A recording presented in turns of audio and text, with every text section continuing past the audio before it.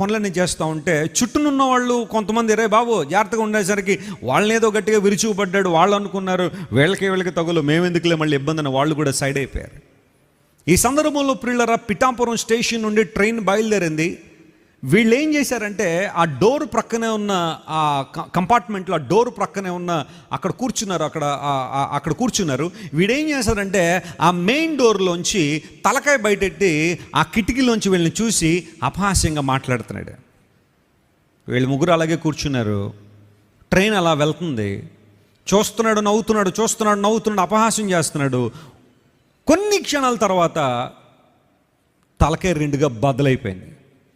ఏంటయ్యా అని ఆలోచన చేస్తే వీడి అమ్మాయిల్ని ఆ డోర్లోంచి కిటికీల్లోంచి చూసి హేళన చేసే ప్రక్రియలో దూరంగా ఉన్న ఒక పోల్, కొన్నిసార్లు సిగ్నల్ పోల్స్ ఇదివరకు చాలా దగ్గరలో ఉండేవి, ఆ సిగ్నల్ పోల్ని చూసుకోలేదు.